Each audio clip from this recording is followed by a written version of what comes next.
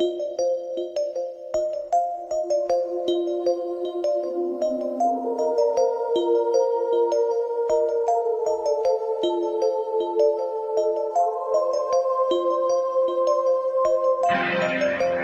are listening to And If Love Remains, a unique show spotlighting people, ideas, science, culture, and art. Your host, Mike Leavitt. Hi,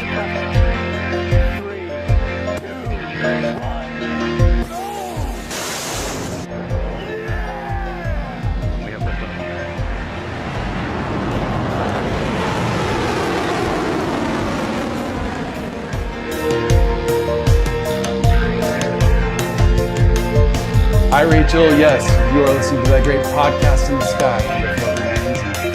I am the humble messenger, Mike Leavitt, and I'm here with a good friend of the program. He's been on twice before, Will Bozeman. Thanks, man. Thanks for coming back on. Thanks for having me. It's always fun. I look forward to these. We always have a blast, and I gotta tell you, I always learn a ton too. It's good stuff, and I think I've told you this before. I always love having people smarter than me on the show. That's such a relative term. Yeah, I could list a handful of people that would not feel the same way about me. But anyways, I appreciate it. Thank you. No, it's great to have you on, man. Well, hey, I wanted to talk to you a little bit about some of the things we talked about before, but yes, maybe go into some depth talking. But first of all, just kind of for people who haven't seen our previous podcast, quick overview. Who are you? What are you doing? What are some of your endeavors that you're working on? Sure. Yeah. So I Will Bozeman, and I am in the medical and science world. So I started out my career in biotechnology and started opening up labs, doing a lot of research, and then transitioned into the medical field. A lot of the work that I did in the biotech field was for the medical field. So I ended up figuring a lot of things out with doctors and specifically in the world of pain management is where a lot of the stuff I was doing was being engaged, I guess what you would call it. I was the product we were making. So I'll just mention that the original lab that I started up, the very first biotech lab I started up was a cord blood and tissue collection and storage company. So remember back in the day, that was all the rage when all the parents were being pitched, save your baby's cord blood, Right. And pay for processing and storage. And that was back in like 2010 and 11 and, and 2012, all those different years. So it was back then, and I opened up, I rented some space in a lab and partnered up with one of the lab owners and ended up starting that cord blood storage company. Did that for a little while. Finished, and I was during my undergrad, so I did that during the undergrad, and I had already had a quote unquote successful business going in the supplement field. I was creating just health and nutraceutical supplements and selling on Amazon. It was back when it was so much easier to sell on Amazon and to do that. Right. I launched that operation and, I joke with people, like I started the supplement company with $150 total outlay, $150. I built it up over about 3 years and sold it to someone, but I won't say for how much, but it was More than $150. $150. Yes. And that actually, if I were to go back in time and say, where did I actually get my first kind of launch in all of this, it would be in that, that was what happened. The supplements took off. I finished my undergrad, had the cord blood lab going. I got into med school at the time. So I went to med school back in Alabama. And first year of med school, I was like, I cannot keep this business going. Both of them, businesses. So I tried to sell both of them. I ended up selling the supplement company, and the cord blood one is a far fewer people understanding of that world and wanted to buy it. So we put both of them on the market. in the business market. There's actually a whole industry for selling businesses, just like houses. Really? Yeah, there's agents and they get commissions, and there's due diligence, and then there's, what do you call the back out fees, whatever you call those, right. The good faith deposits and whatever like that. All the same stuff as selling a house, right?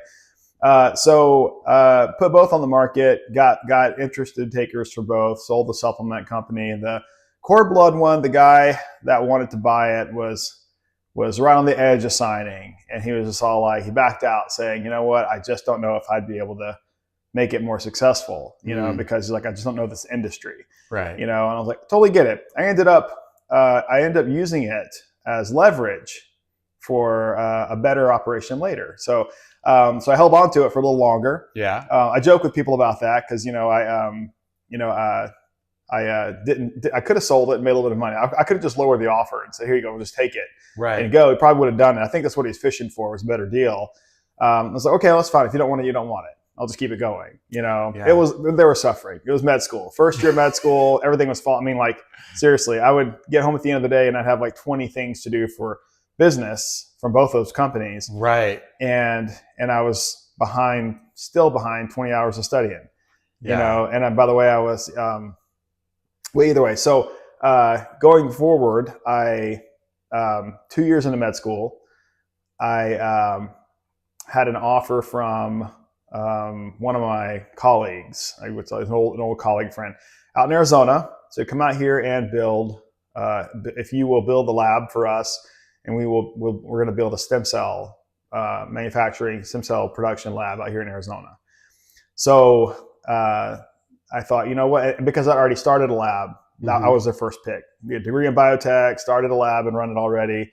So they're like, it's perfect, and I was in med school, so they're thinking I would finish my, degree and it would give a lot of credibility to the company and all that.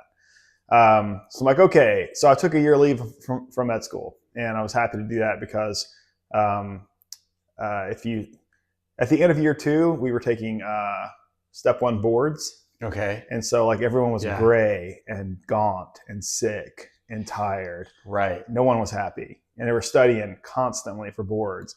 And I was like, this does not look fun. It's just like not what you imagine. You think med school, you think like education and just knowledge filling your mind. Right. And what it is stress and, and studying and tests and, it's just all that stuff. So moved out to Arizona, opened up the first stem cell lab that I was a part of. And, my 2 partners were not science people at all. They were in the medical field. One of them was a successful sales rep. Okay. So that was as far as that. Yeah. So, hey, well, you need those. Yeah. And the other one was not a physician, and he was in the medical field, but again, just kind of a struggling. He was a.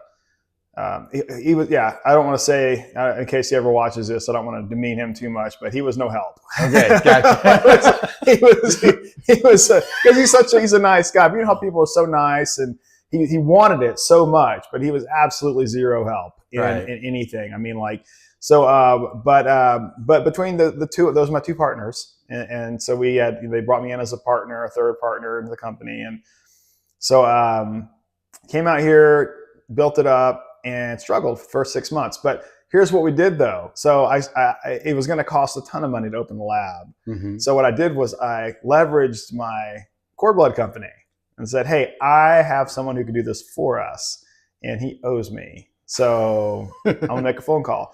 So I made a phone call, and I actually made this phone call while I was in med school. I literally was in between study sessions. I was like in the study suite where we actually have all the different rooms. Right. You're in the hallway. I'm I'm literally in the hallway, down at the end of the hallway by the stairwell. And this is a brand new building too. So it's like, I remember how it looked and everything.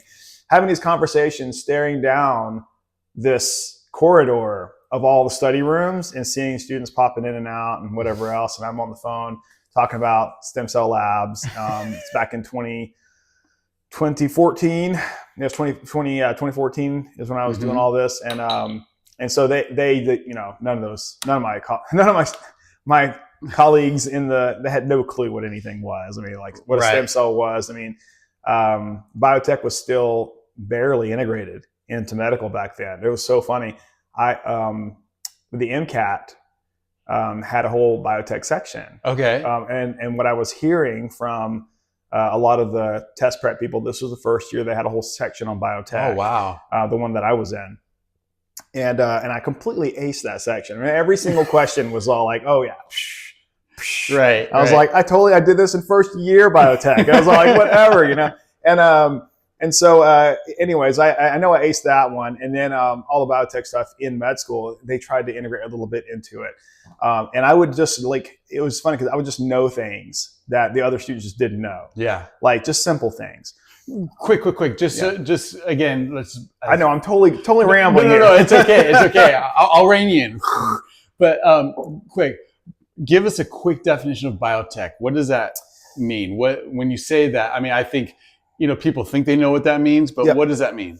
So ultimately, it's just engineering the mechanics of biology. Okay. Yeah. So there's bioengineering, which is basically just using biotech, and then there is biochemistry, which is just basically it's biotech on paper. Okay. A lot of biochemists do a lot of lab work, and if they go down the path of physical, hands-on stuff, they're going to be great in the lab too. But most of the biochemists I know don't get that dirty. Gotcha. So fast forward, what are you doing now? Like, what is your main focus? What are you working on right now? Yes. Okay. Well, I will truncate this story real quick. So I opened up that stem cell lab, leveraged the old guy that I had. He started making the actual stem cell product for us initially while we built the one down here. Stem cell product back in 2015, you could call it stem cells, and you could do, we were selling to pain doctors for injections for joints, back pain, all that kind of stuff. A lot of osteoarthritis, a lot of knee joints. So I was lecturing at all these conferences, talking to doctors, got me into the world of pain management. Then I discovered what I would call kind of an anomaly in the field of pain management. There was a modality called Electroanalgesic Therapy that I was coming across it with a few of these doctors. And some doctors knew all about it, and some doctors had no clue what it was. And I was like, well, that's so strange. I mean, if some of you own one of these devices in the office and others never even heard of it, right? What's the deal? So I kept digging in. And what I discovered was that it's an FDA cleared technology, and FDA cleared is the equivalent of approved.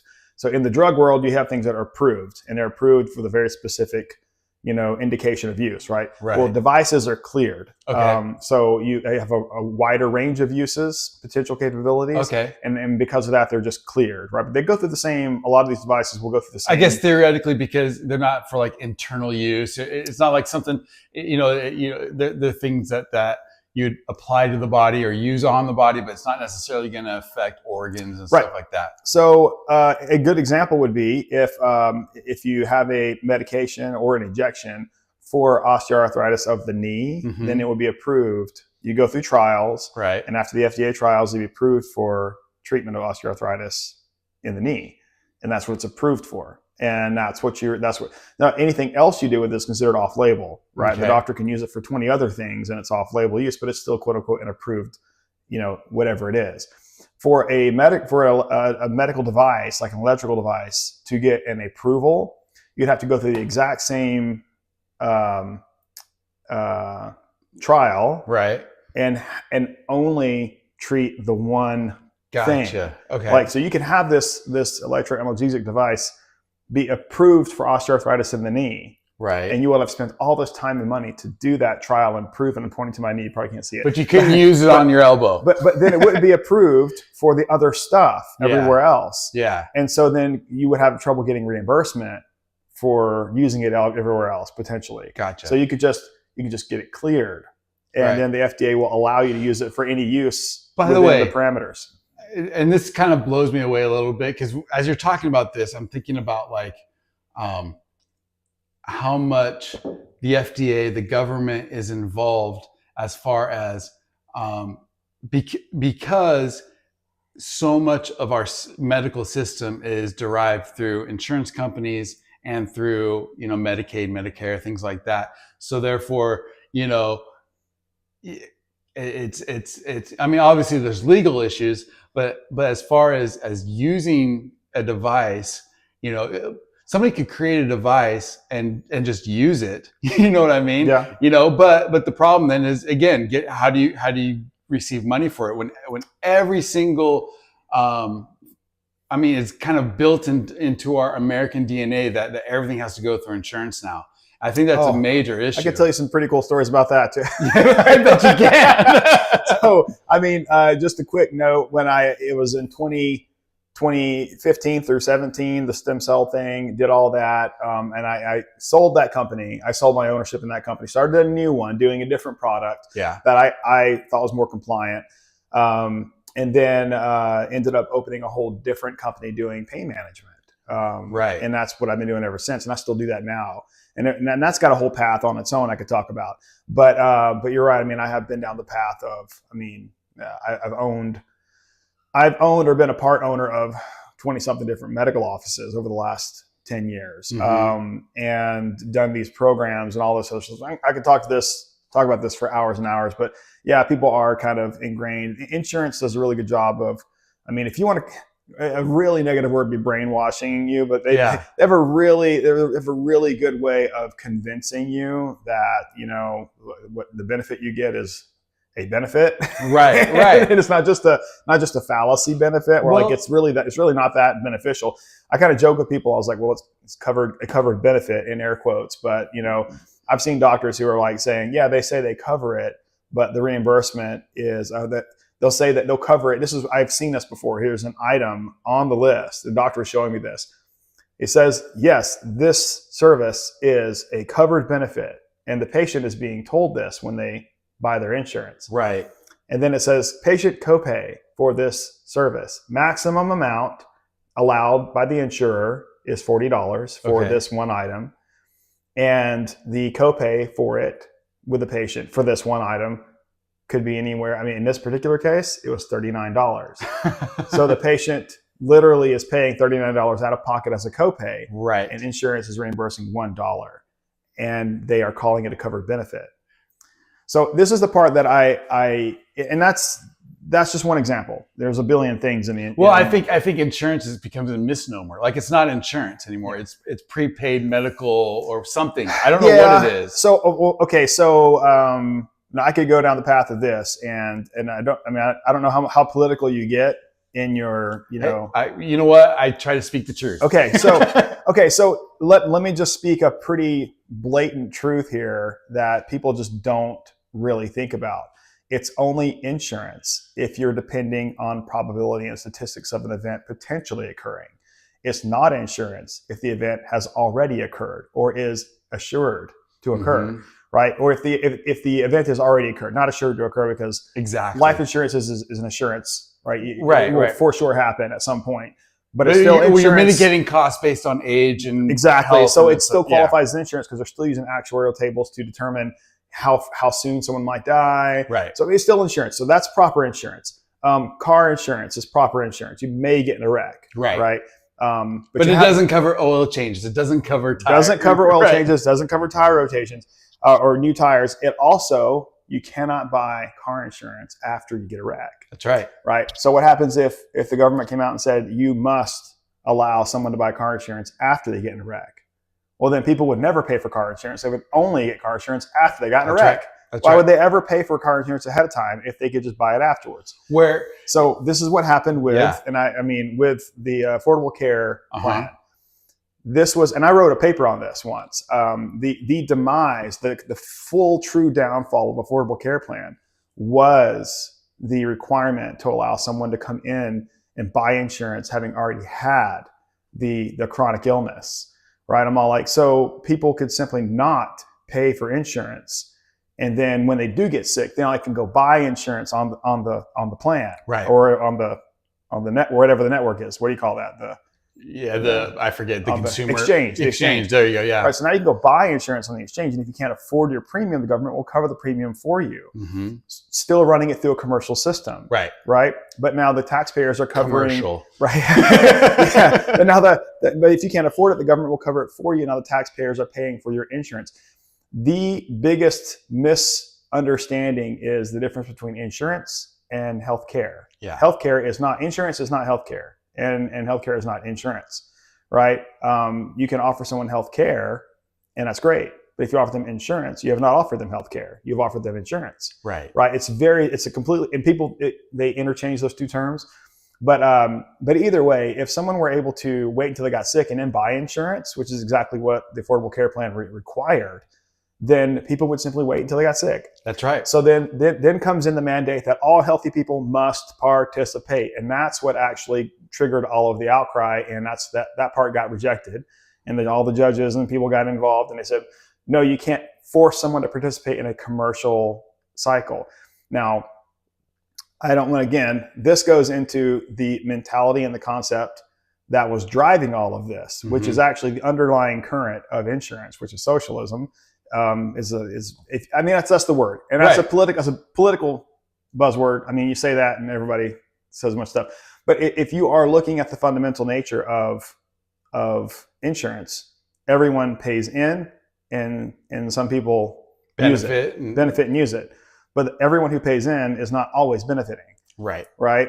And so it's a very similar concept. I mean, that's exactly how that whole government system works, is everyone pays in, and then the people who need it will use it when it's needed. So insurance is a very good example of that type of but the problem management. Is, as I see it, is, again, the biggest problem is the mandates, because what ends up happening is, just like you said, everybody's going to wait as long as it takes, because why am I going to pay for something I'm not going to use?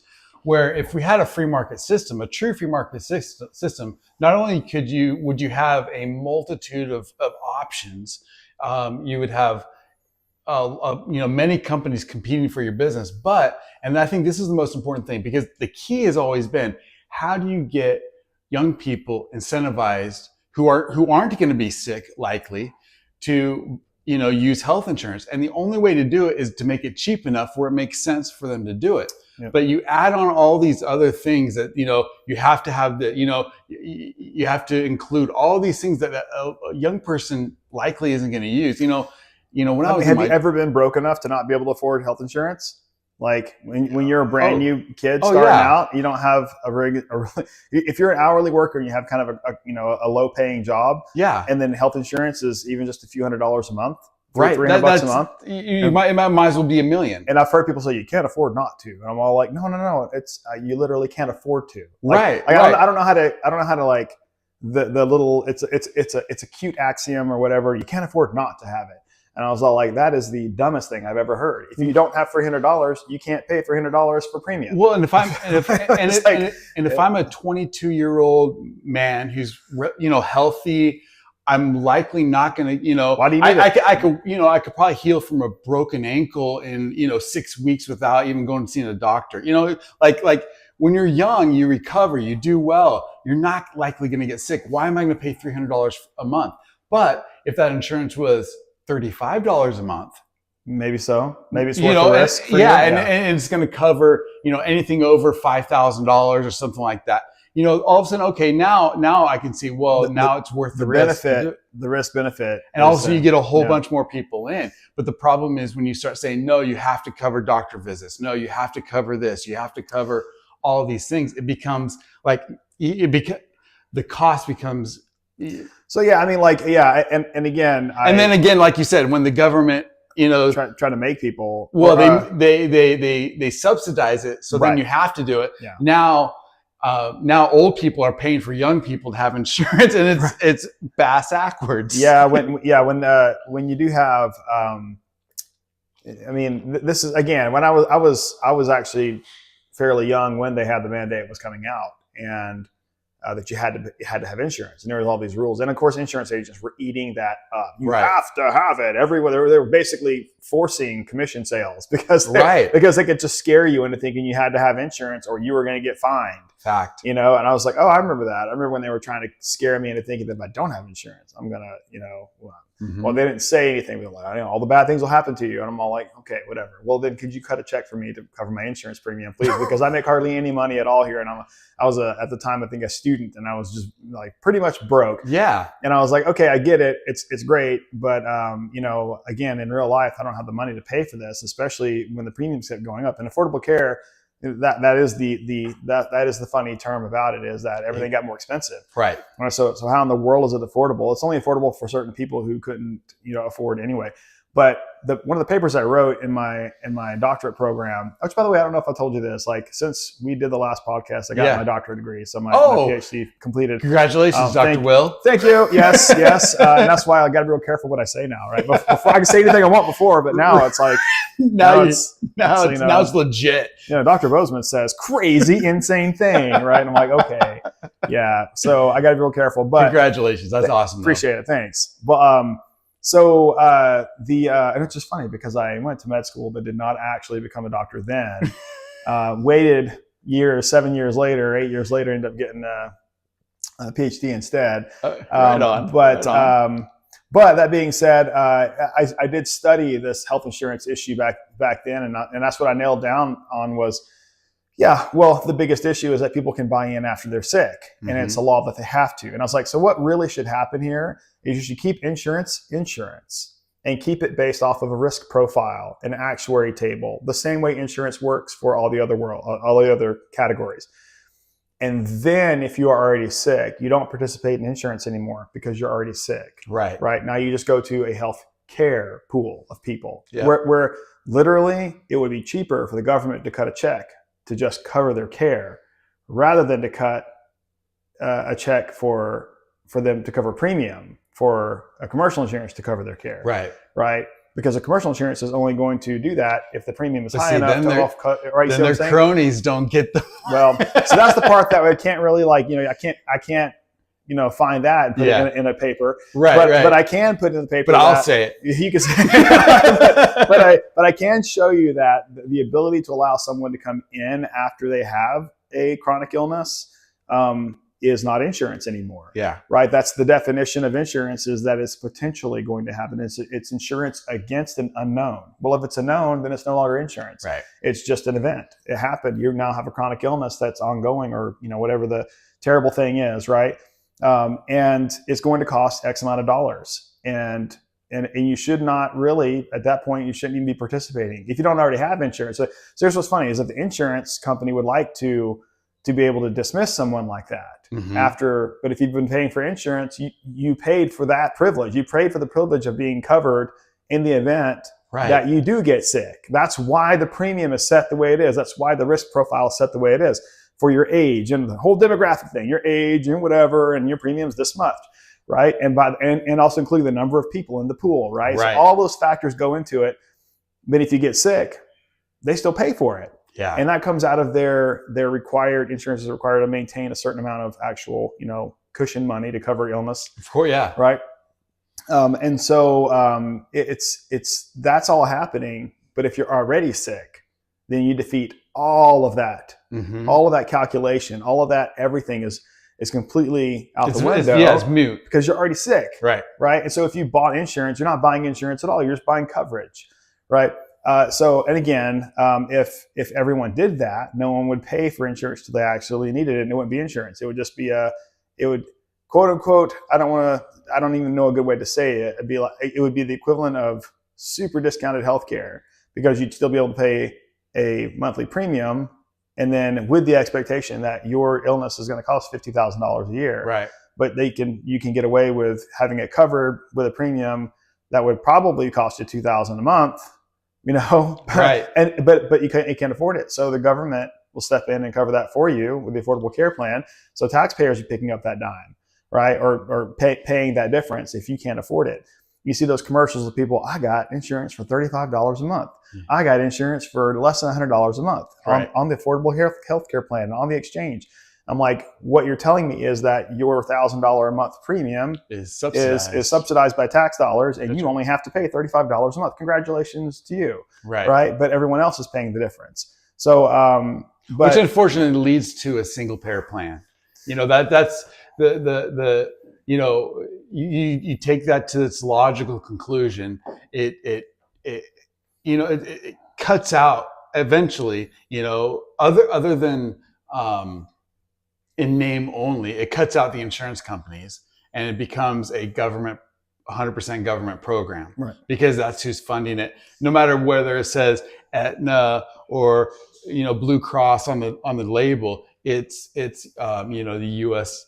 government. So ultimately, I mean, yeah, if you're I don't know who else listening to this podcast, but if you are not a fan of government, right, and you see government encroachment in different areas, and you see it as being bad, and some people see that as being good, right? It just depends on your perspective.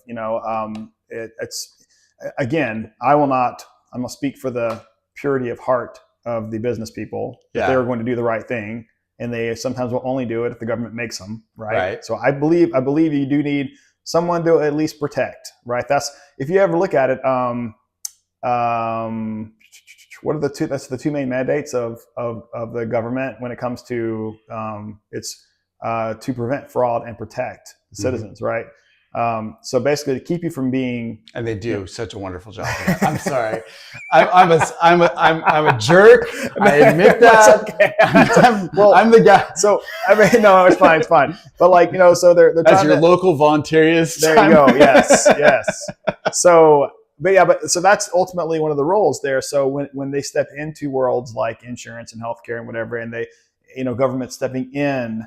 Right. So it depends on who's doing the stepping in. It's not just government, it's people, right? So it depends on who the person is stepping in, what their thoughts are, how they think that they can. And if they have you call it their hooks, put their hooks in it, it's going to be with something that they want to have happen. Right. Like you said, the word crony comes to mind because a lot of people are doing things on behalf of other external things that benefit them. Well, and I hate to say it, but right. I think it's inevitable that happens. Well, it happens everywhere, it's right? Human nature. If you look at like different business, I mean, look, I won't even say who, but I know someone right now who's just in an academic field, and they're seeing that, it's the people that know each other, like they run in packs together. Well, right. It's like, and it's in business too. It's all about incentives, right? Right. You bring your friends in, right? Yeah.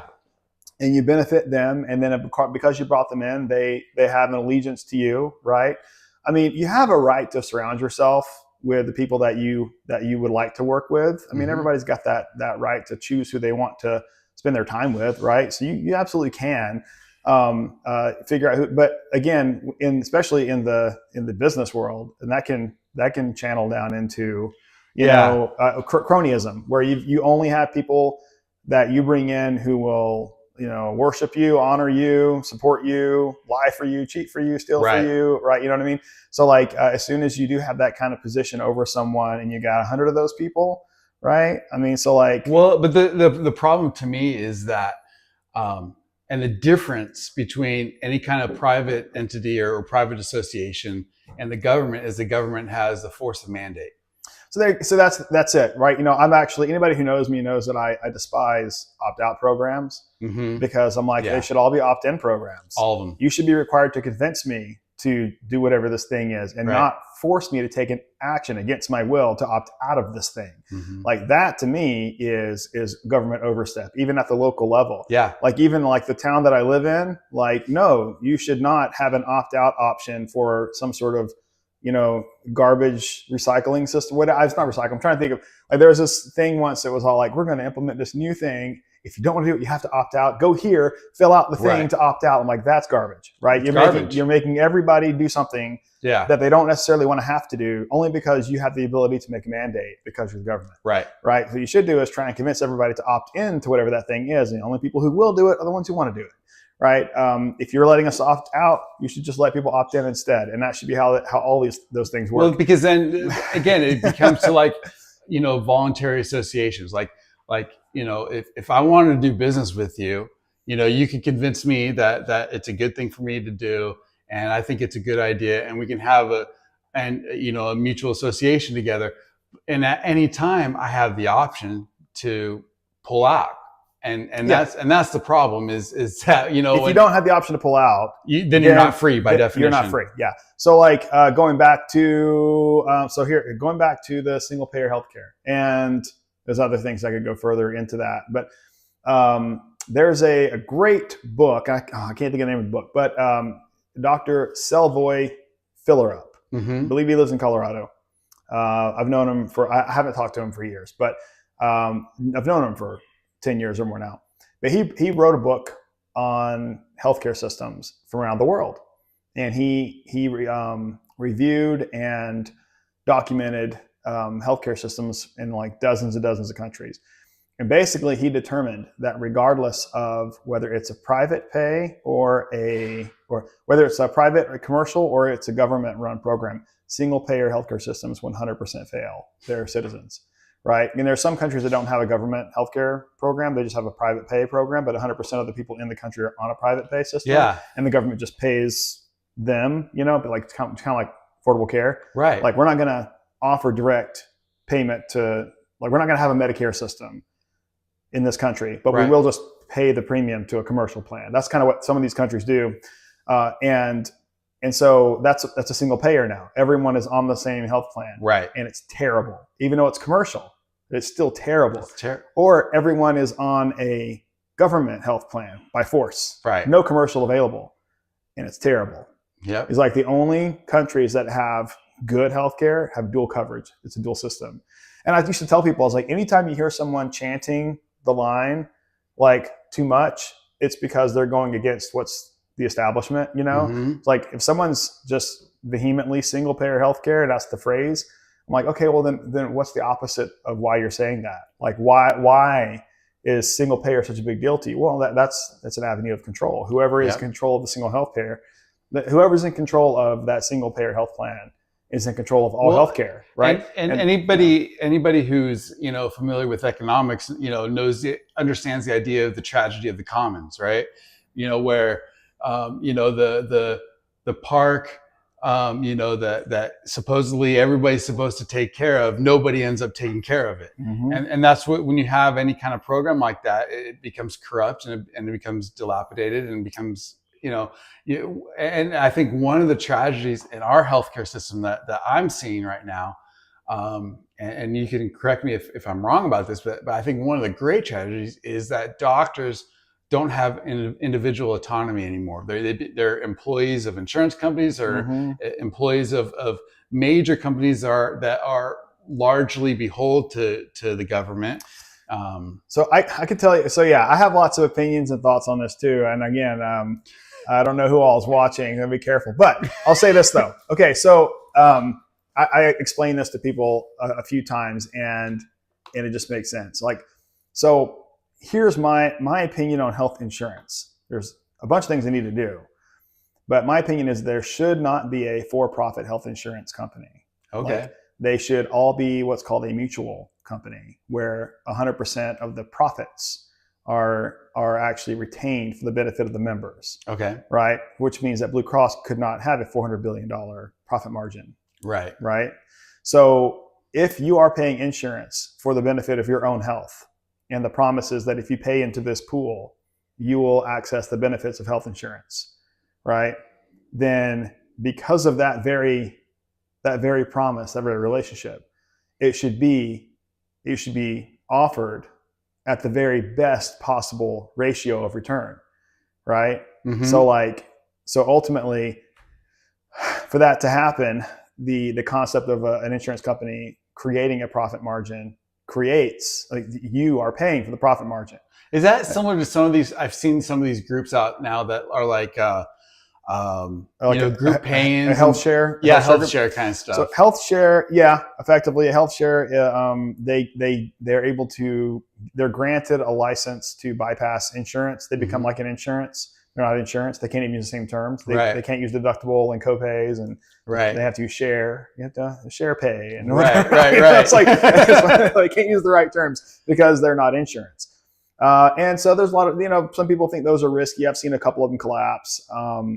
But it's a similar concept. And they also, I think those exist mostly off of a religious exemption. So they have to have some sort of religious component to it. And so that's why most of them, are some, like, I've seen them pop up, and they're like, Christian care, Right. I've seen some like Lutheran ones, and you don't actually have to be Christian to join it. You just have to, it's Christian care. But it's a religious exemption. So it doesn't matter. I mean, like, I've talked to them and they'll say, you don't have to be Christian to be a member of this. You just have to accept that this is a religious exemption healthcare group. And then you can, so I've seen a lot of them that do that. But that makes sense. Like, especially if you're a health, care company. Mhm. Because, if you're marketing or looking for people who are, Christian or try to adhere to some sort of Christian lifestyle, that is going to automatically kind of put you into a. So so what they'll do is being able to bypass insurance means they get to bypass the insurance laws after Affordable Care changed everything. Right. So Affordable Care required insurances to, a bunch of stuff that they would normally have just said no to. Right. Now they have to. Right. Right. And some of the things, so it used to be that you sign up for health insurance, it'd ask you all these questions, trying to figure out, do you have any pre-existing conditions? Right. Right. Do you, whatever. And then of course there's a list of things they don't cover. Yeah. Right. Like we don't cover all these very expensive things we consider unnecessary, or in some cases we don't believe them, religiously, we don't believe in these things as ethically we should be covering those. Yeah. So we don't cover them. Right. Or whatever. Not religious. That's the health share people, but insurance would say, here's a list of all the things we don't want to cover because it's too expensive and isn't necessarily for health so much as somebody who made bad choices in life. Right. So we're not going to cover that. Too bad, so sad. But now they can't do that. Now insurances have to cover all those expensive things.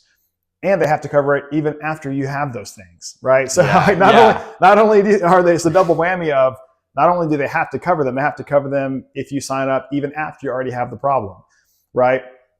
And again, it's one that comes to mind is as rehab, drug rehab. A lot of insurance companies prior to Affordable Care probably wouldn't cover rehab at all, right? But it's in now, right? So, but wouldn't rehab being covered by insurance mean that you would have to have been not needing rehab before you, and then bought insurance and had it beforehand, and then developed the issue and then ended up going to rehab to fix it using the same insurance that you had before you ever had the problem? Right. That doesn't happen like that usually. I mean, I think nowadays it's like people who need rehab buy it on, I don't know, I'm just assuming here, buy it on they could anyway, buy it on the exchange and then go get rehab. Right. Because they just bought it. And now they need it. And then again, it goes back to like incentives, because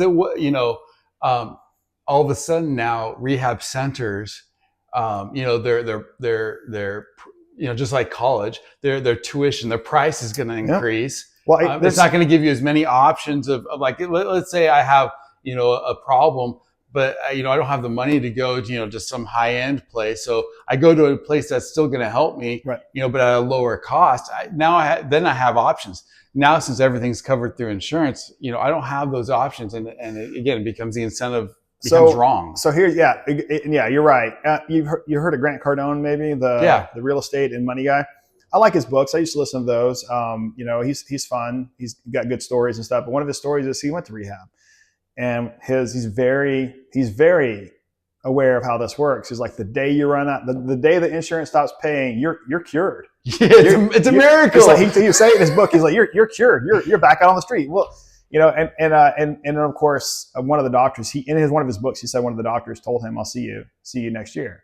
Right. Basically saying, I know that you're not cured. Right. I know that you're still an addict. I know you're going to go back out on the street and you're going to, be a user until insurance resets all of their benefits for next year. And then you can come back in and get back into rehab. So the doctor told him this, and he talks about this in his book, that basically rehab just burns out the insurance until they can't bill insurance anymore. Then they kick you right out. And that they didn't care about what he actually ended up doing. Man, I got to tell you, like, again, this goes back to incentives, because what that also does is it pushes out, religious charities. It pushes out, other programs that could be available for these people. And, the government becomes the religion, really. Right. It's like you depend on the government the way you would your church and social group. I've said for years, the greatest commandment that we break, in America today is the first one. Thou shalt not put God before anything else, because we put government before God all the time. And this is one of those instances. Well, I mean, you don't have to go very far to see the same sentiment out there. I mean, there's people that are screaming this, saying that, the beliefs and thoughts that people have about different categories of stuff right now, any hot button item right now, from climate change to, anything else, it's not just it's different than back decades ago. People would have differing opinions, and and you still be fine. Yeah. Well, today, why the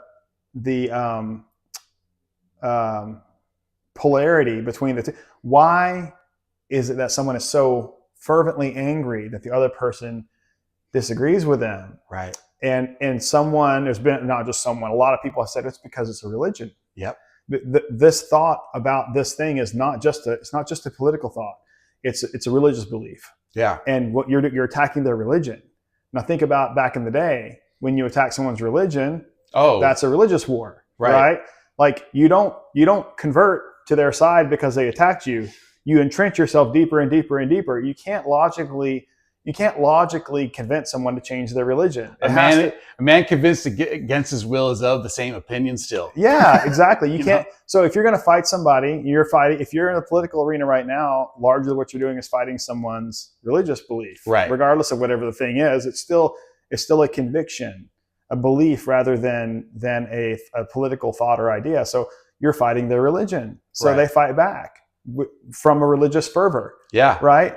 And so that's what you're seeing. And you become a heretic. Yeah. And with all that goes along with that. I mean, so that's that, but I'm not, that's not my original idea. Well, I'm seeing this all over the news. There's tons of experts saying the same thing as this is what's happening. And we're getting kind of, down that path, but it does still hit in the healthcare world too, because a lot of the stuff we're talking about here is directly involved in healthcare. Well, it becomes a spiritual war, right? Yeah. At the end of the day. And I want to kind of go, because I think this ties in really well, because with that there are a lot of people that and I think rightfully so have a great mistrust of not just mandates, not just and I'm thinking specifically because of what happened with the COVID fiasco, but the whole medical community, like why if my doctor is going to do nothing but chirp the thing that the government's telling them to say, is not going to have my best interest at heart, is not going to allow me to take certain medication. I mean, the fact that like ivermectin was unavailable in Arizona, like that's just insane. that they said you cannot prescribe this perfectly safe medication. For a while. There's a black market for it, right? Right. It's so funny. It's like, I mean, so I was not terribly involved in that. In that controversy, I wasn't digging into it back then. So I had lots of people who were telling me they can get me ivermectin. Yeah. Like, I can get it for you. I mean, like I had one friend of mine who was like, basically had a little black market shop going for ivermectin. It's not an N, it's an M, right? I think it's an M. Okay, I don't know. I said it wrong. I'm just a crazy musician, man. Yeah. He was telling me, he's like, oh yeah, I got it coming in from other states, from other countries. Yeah. Like I got all this supply and I'm distributing. And who he said his primary clients were healthcare providers.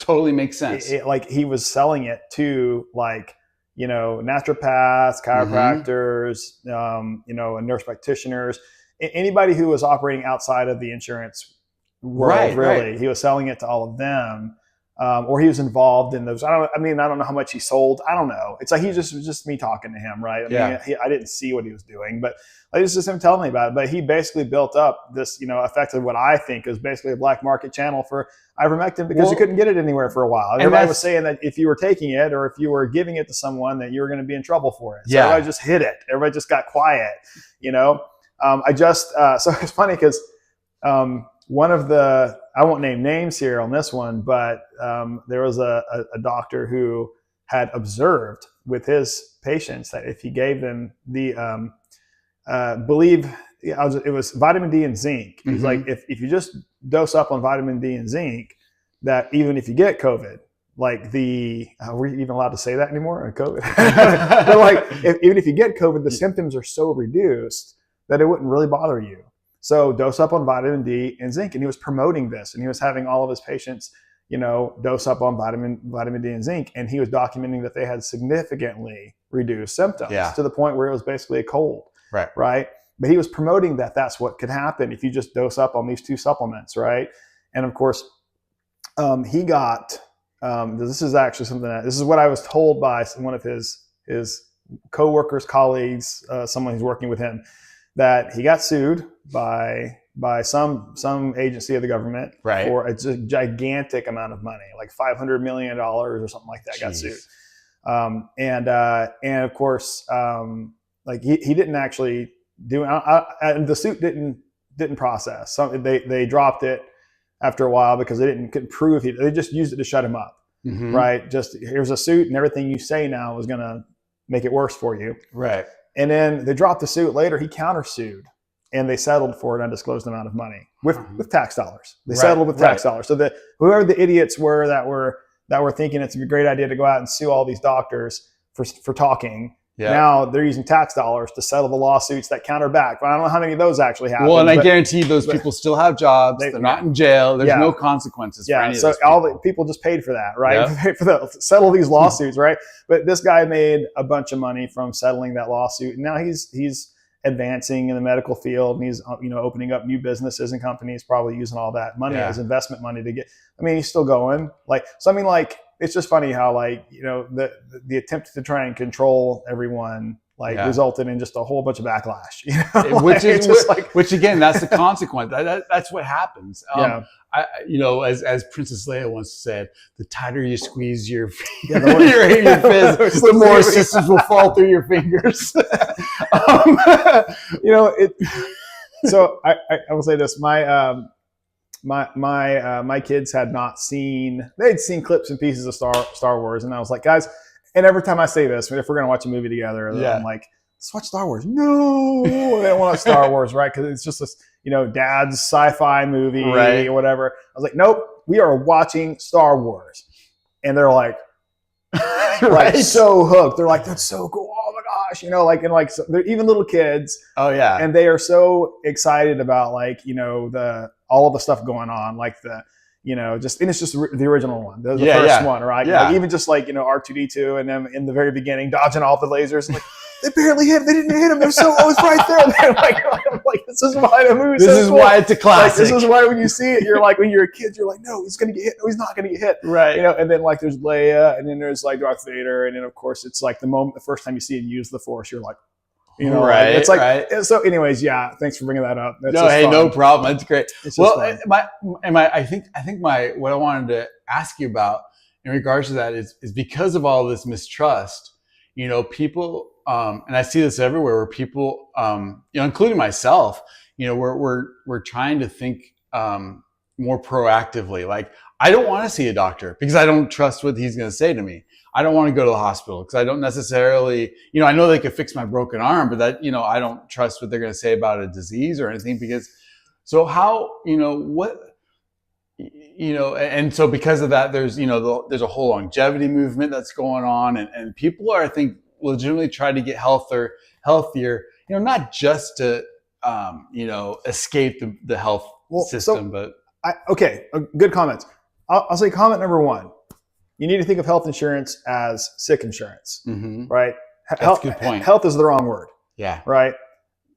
Doctors, I do believe this. I do believe, because I met a lot of doctors, hundreds and hundreds, maybe thousands, talked to a lot of them. I mean, genuinely want to do good things. They genuinely want to see patients get better and help. I bet a few doctors who were business and money people, they were making decisions based off just making money. So you have a few of those in every industry, right? But most doctors and medical providers want to see patients get better. Insurance is structured around being sick. They are not interested in paying for you to be well, right? They don't cover supplements to prevent you from getting sick, right? To my knowledge, correct me if I'm wrong. I think you're right. I don't think but they don't cover different things that you would need to maintain health prior to getting sick. Right. And if even getting health coaching is covered by Medicare, but not covered by regular insurances, right? And health coaching, would be considered by an insurance to be a waste of money, right? Because you're just telling someone how to be healthier and be better. Well, they already know that stuff, right? They know that what they're doing is bad. They know they can't eat a bowl of ice cream every single night at 11 o'clock, right? And be healthy, right? People know these things, and I'm like, well, okay, but health coaching is more than just knowing something, right? There's the coaching aspect of it, but commercial insurances don't like paying for that. Medicare will, because they recognize the benefit. And I've talked to somebody who built an entire health company off of just health coaching and showing the benefits. Like they were literally able to show the downward spiral of health, downward spiral of disease. I don't know. I'm using the wrong directions here. Yeah. The reduction in disease that the patients had based off of just health coaching alone. So it was a consistent, ongoing health coaching effort to maintain these patients to get better and be healthier. And the coaching is what did it. There was no products, no drugs, no treatments, no therapies, other stuff. It was just the health coaching. And they were able to overcome all these chronic issues. There's and something whatever. About being accountable. I don't know. Right, exactly. So there's a guy in California that I talked to him, and he was like, "Yeah, I built this health coaching program." And what he did is he went and got insurances to cover it. He actually went specifically and said, "Will you cover if we identify the right patients, we can save you all this money if you let us do our program with them, and they won't cost you all this money to do all this expensive stuff." And so they said yes, and he did great with that company. And it was and I believe it was only health coaching, right? So, anyways, health insurances are generally not interested in that. They typically are only going to cover things when you get sick, right? It's just because that's the event, right? There's an event involved in insurance, right? There's an auto wreck. There's you contract an illness, right? Or if you're life insurance, then you die. Right. There's an event. Death insurance. There's death insurance. Yes, exactly. Yeah. So there is an event involved in insurance, right? Mm-hmm. So health is not an event.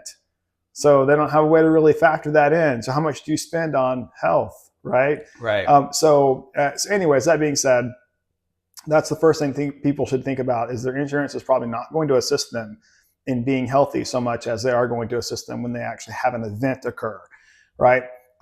You should take your health into your own hands. And that's where a lot of people are going. It's like a lot of the big message nowadays is to take your health into your own hands. Yeah. Do not let a primary care doctor or someone be the only person that you talk to because they're only going to, like, I know a lot of, we call PCPs, right? Mm-hmm. And that's a drug name also, but it's PCPs are primary care providers, right? And we use that term all the time. But in the world of PCPs, they are screening. They're screening and throwing patients at the different specialists that where they need to go. So you have like a family practice doctor. They might maintain that patient for years and years, maybe a decade, and try and manage all the chronic stuff that's going on. Eventually, something's going to get too far down the road for them, and they'll just refer them out to specialists, right? So they're not going to manage them anymore for that thing, right? That's what they're doing. During that whole time, they might give some advice. They might encourage you to be healthier, but they're really just observing, disease states. I'm observing that you're sick. I'm observing that you're not sick. Yeah. Like you came in today and I observed that you're not sick, and I will give you some token advice on how to be healthy. Right. Like get more exercise and eat less. Right. Those are my token pieces of advice for you. Right. But I have observed that you do not have this chronic illness right now. Right. I don't have another pill, a toolkit in my way to do anything other than that. Right. So that's what they do that day. And you come in and that annual well check, they might look at your blood work and all this other stuff. Looks good. Well, I don't have to refer you out to someone this time. Yeah, congratulations. It's like a mechanic. You take your car in, to get the oil changed, and you say, hey, just check it out. Is there anything else? And they're like, no, there's nothing else. But if you really look at it, well, there's probably some ways that you could improve the car, right? So so there's all those things. But again, primary care doctors aren't necessarily going to be like they're not going to be your health coach. Right. They're not going to tell you, they're not nutrition analysts. They're not going to do all that stuff. Yeah. Right. They're only going to see you when you need them because you're sick. Yeah. Right. And there's nothing wrong with that. Somebody's got to do that job. Like somebody's got to do that, but people mistake their primary care doctor as the only person that they're going to talk to. Yeah. And, or the only person that is going to help them with something like that. So if they don't tell them, no. Well, first off, I should joke that patients won't do anything doctors say anyway. So it doesn't matter whether so like the doctors, that's one of the number one problems doctors have is patients won't even follow through with their advice. But if you're going to say the only advice I'm willing to go seek is from my primary care doctor, and you still won't follow that, so it's just But you should take your health into your own hands if you want to avoid a chronic illness. You should definitely take take your own health into your own hands. You should study. Again, like I can list like really 3 little simple things that could probably keep someone super healthy, right? Simple thing number 1, the majority of the food you eat is fresh and not processed. And I say majority because you almost can't avoid it nowadays. Some stuff's processed, right? But if I would say if 3/4, 2/3, 3/4 of all the actual calories you eat in a given day are from some sort of whole and fresh food. I'm not even saying go vegetarian or vegan. I'm just saying whole and fresh foods with no ingredient list, right? If that's what you're eating, it's like your health is probably going to spike up in benefit, right? And it should probably be vegetables and fruits, right? But like, I mean, I love raw almonds. They don't have to have salt and oil on them, right? They taste great. They're kind of sweet, right? I'll eat raw almonds as my snack. There's just a ton of fresh and fruits and vegetables that I like eating, and I'm the first person to go after a chocolate bar. I got a half-eaten chocolate bar in my office right now, and every few hours I'm going to take a piece of that, And my wife and my kids will joke that I have a sweet tooth. I'm like, well, yeah. Every now and then I want to go after something that cookie looks really awesome, like, right. It's like, yeah, it's fine because I don't do that all day every day. So, but the majority of what I eat is something that's whole. Right, something that is a fresh or a whole item. It's not processed. That's where the garbage is. Mm-hmm. Right.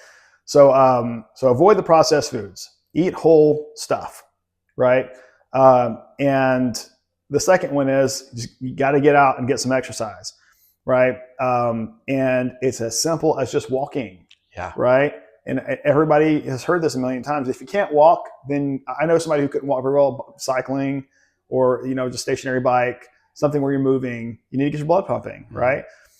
And I guess I have more than 3 things, but okay, I'm going to just, the third thing I was going to say was just drinking water. I mean, just drink more water. Like seriously, if you stay well hydrated, everything just gets better. Yeah. Right. I was going to say breathing. You need to breathe better. The walking actually improves the breathing. Yeah. Right. So the walking is going to do several things. It's going to force you to breathe better. Right? It's going to stimulate a little bit of activity. You don't have to go for a run for that. The breathing increases from the walking. The desire for drinking water probably increases from the walking. So breathe better, drink more when you go for your walk. And both those things are By the way, you mentioned running. I think I've even heard from several sources that in a lot of ways walking is better than running because you don't have the wear and tear on your body. Yep. There's actually been a bunch of recent studies on that now that it's unfortunate because all the people that thought they were being super awesome and healthy that run like 10 marathons a year or something like that. Right. And now they're falling apart and they're 40, So I know a guy right now who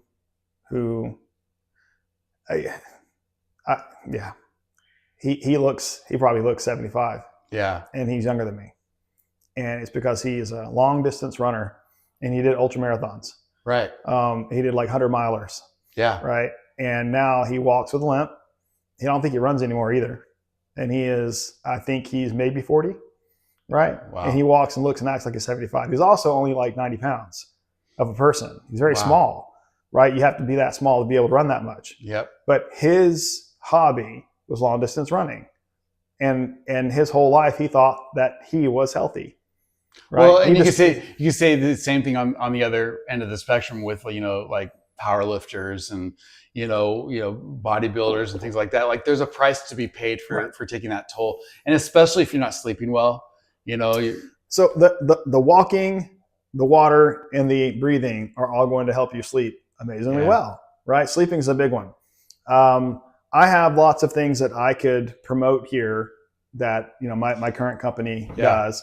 I don't necessarily need to do that, but Electroanalgesic Therapy, which we use for pain treatment, produces enhanced sleep. Oh, it's one of the side effects.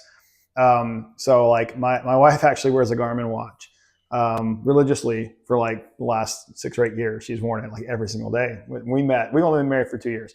But when we met, she had that watch on, and then she's, kind of joked about it, how, it's like, I wear this, this will be here. This is, this is me. This is my watch. Right. I have the watch. Right. And so, I gave her a full body treatment with the machine, which you just do the pads on the 4 extremities, and then the currents are crossing through your spine, and they're basically perpetuating through your whole nervous system. Right. And they're pinging every nerve in your body. And it's releasing endorphins and enkephalins and GABA and a couple other neurotransmitters, neuropeptides. And so the first time she ever got one of those treatments, is a full body treatment, she was all like, oh my gosh. She was like, I like feel it. She probably felt a little bit high. Yeah. It's a natural high. It's a good feeling. The feeling is like you just finished a good run. You know, that really good feeling like you just finished a run, except for you're not. You haven't beat up your body. Beat up your body, right? Well, the reason you sleep really, really well that night is because you've stimulated all these neurotransmitters to be released, and you need to sleep well because you got to heal from all of the damage, right? Well, if you do this electrical treatment, you get the same result, but without the damage, and so everything that needs healing is going to heal. She documented a nearly 40 minutes of additional deep sleep cycle time. That's what's the name of that? The deep. Well, I forgot no, it's not that one. It's the deep sleep cycle is where tissues are healing. It's where the actual tissue healing occurs. And so she documented nearly 40 minutes of additional deep sleep. Wow. That night. And then for the 2 nights after that, so 3 nights total, but the 2 nights after that, she was, the first night after was in about 30 minutes. The next one was in the 20s. Just off a single treatment. Wow. Right. So when we did this in offices all over the country doing this pain treatment program, that was the first thing that people would tell us is I slept through the night for the first time in a decade, right? All the time. It was one of the consistently first positive responses. Even before they even got out of pain, they're telling us that the next treatment event that they come to, I slept like a baby. Well, that makes sense because that's when your body's healing. Yep. You know, so of course at some point your body's going to get to that pain. Yeah. So exactly. So whatever is causing the pain, this is where I've had to argue with people about all the different stuff in the pain world is that, part of what we're doing. Yeah. So the electrical therapy acts like a nerve block, if you will, to the local area that's in pain. But at the same time, it is stimulating healing. Well, how is it doing that? Well, there's a bunch of ways it's doing that. But one of them is that it is producing all these neurotransmitters, which actually do put you into a deeper state of sleep, which actually would allow damaged tissue to heal. If you are under constant stress from pain and you're sleeping a total of a couple hours a night from all the different waking up from pain, that gets worse. Yeah. The systemic inflammation increases, the stress increases, right? The pain gets worse because everything's getting worse. And it goes like that for years, decades, right? I've met people who've been in chronic persistent pain for decades. Well, they think that's normal. It is. It becomes normal. There's nothing they can do. And the doctors have told them there's nothing you can do. Yeah. Right. So one of my favorite things about our program and our company is that the hard cases, if you're a doctor out there, on the camera, if you're a doctor out there and you have a patient that's been in chronic pain for years and can't get rid of it, send them to us. We can get them out of pain. Most likely, I would say that our success rate is incredible. I just published a paper, and I publish small internal papers, so I'm not publishing to the big journals, right? Mm-hmm. So, but I probably could. I just need some additional colleagues to, assist in the big publications so that it gets, a reputable representation and they want to publish it or whatever. But I am publishing it for our own benefit to the doctors that work with us and to our networks and stuff like that. But I just published one on neuropathy showing we have a 92% success rate treating neuropathy. And that's something that, and these are patients with, most of them, it's chronic neuropathy. So we only treat chronic pain anyway. So they would have had to be established as a chronic pain condition for us to even treat them in the first place. So it's chronic neuropathy, and we treat it 92% success rate. That's incredible. And then of course all those benefits we talk about. I just got an email from a doctor yesterday, and she is a retired MD, and she's actually getting treatments from one of our nurses out in the field. She's like, I just wanted to reach out because I'm 3 treatments in. I've been in chronic pain for years, and she's like, I'm 3 treatments in. My pain level went from 8 to a 2.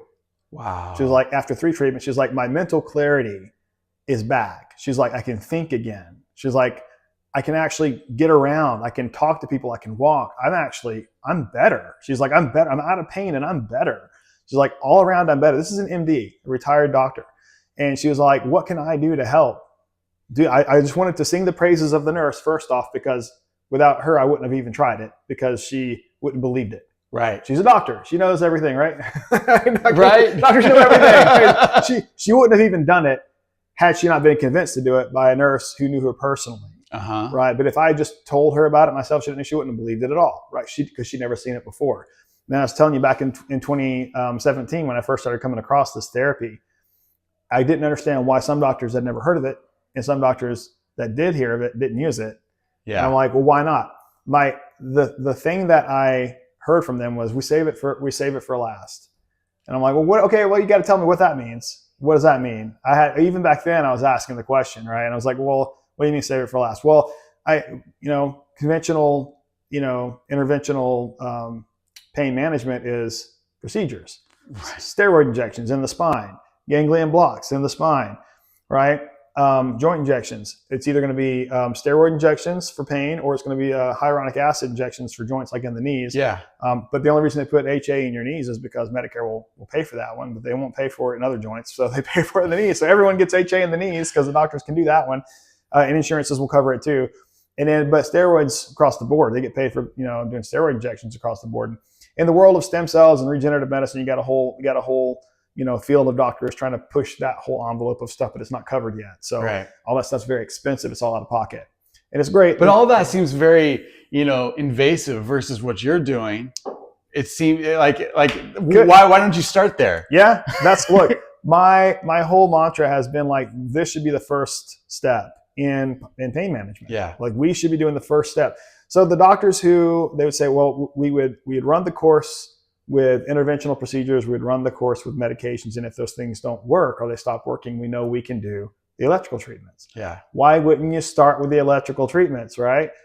And what I found out was that they don't make enough money for the time they spend.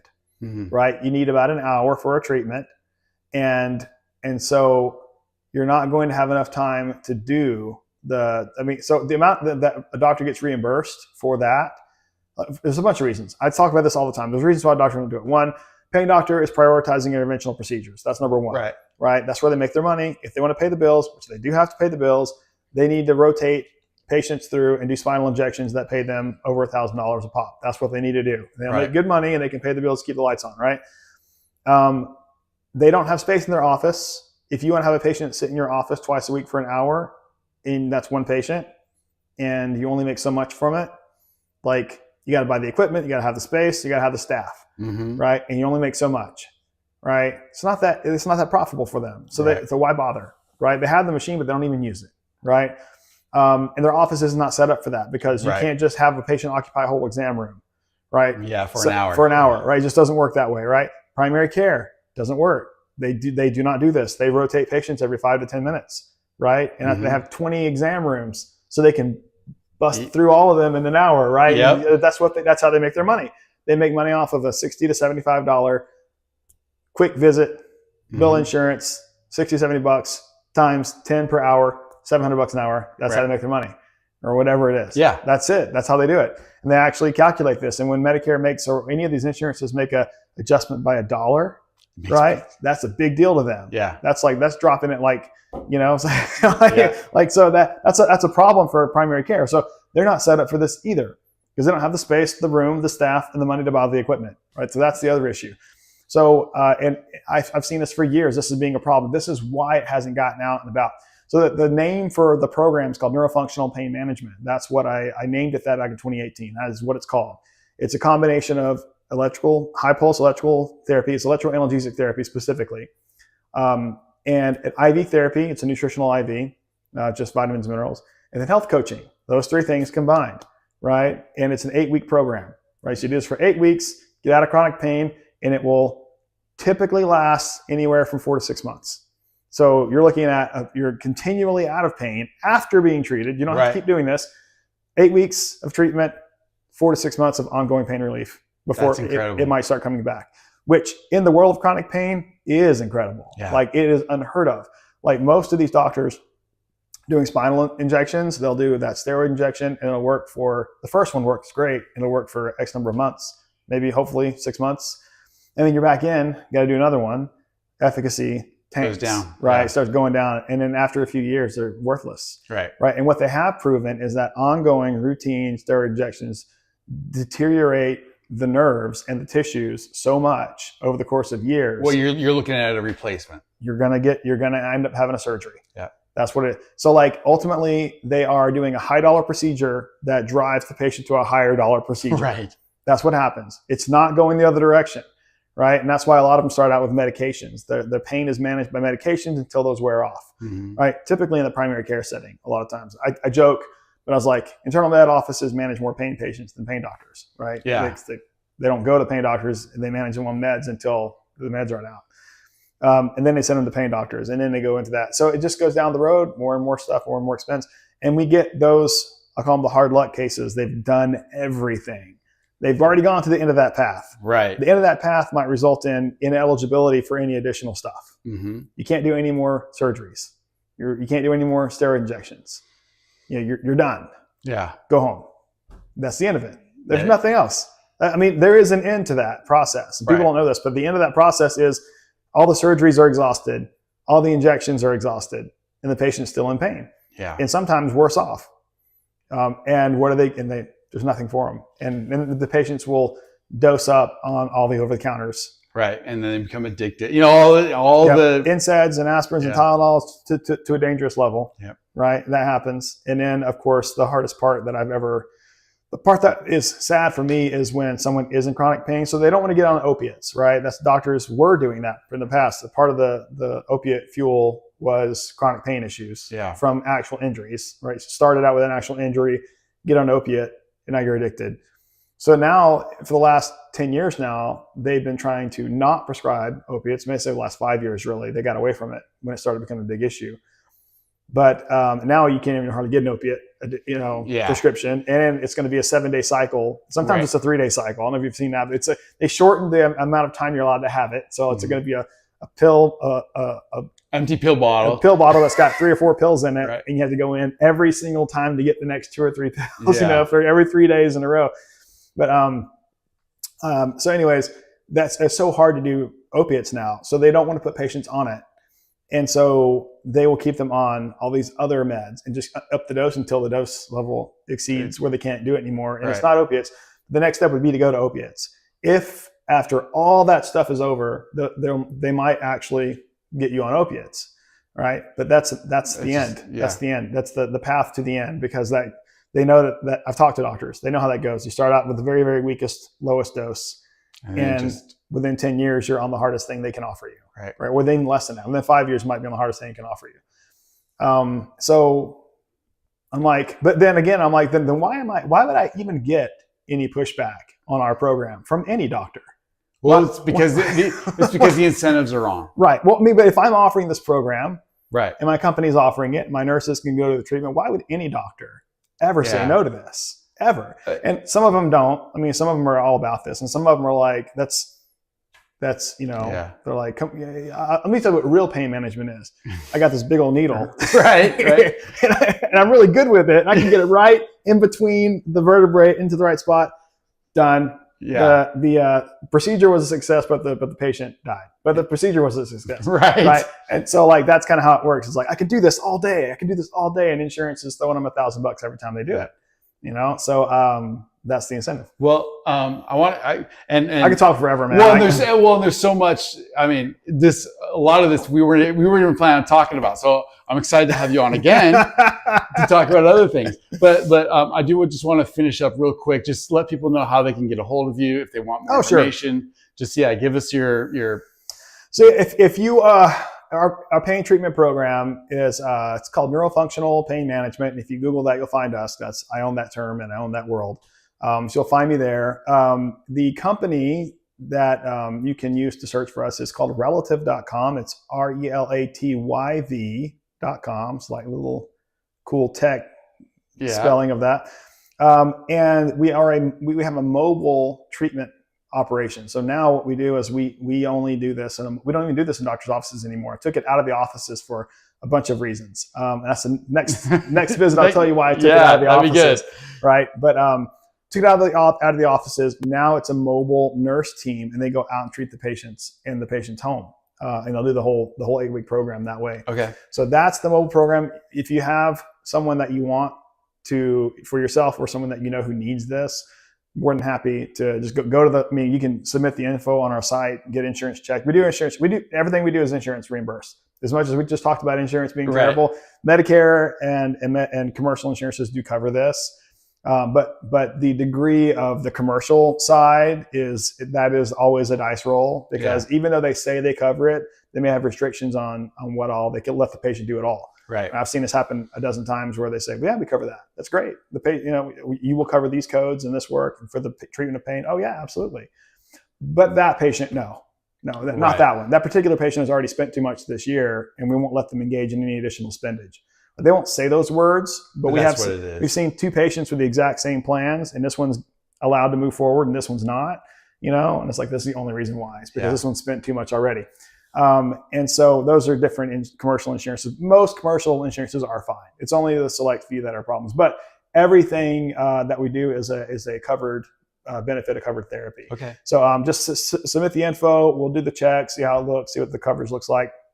One of our nurses would get out to you, and our relationship structure is the nurse and patient, right? The doctor is technically kind of an overseer off to the side, but the patient should expect their long-term relationship is going to be with that nurse. Good. Right. So that's who they're going to be, and that nurse is going to be their friend, going to sit there with them and talk that whole time they're with them. A lot of these patients will do this program with us year after year after year, because it's the only thing that works. Yeah. So anyways, that being said, if you know someone that needs it, we'd be more than happy to help them. Right on. Will, thank you, brother. You're awesome, man. Good times. You are too. Listen. Thank you for listening to And If Love Remains.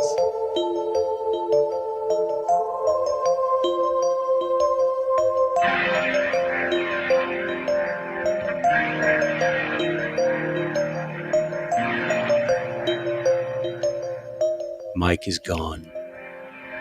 You are listening to And If Love Remains. Gone but not forgotten. First of 23 installments requested by Dr. Leavitt. Trying to be in compliance here because we're taking him and that whole organization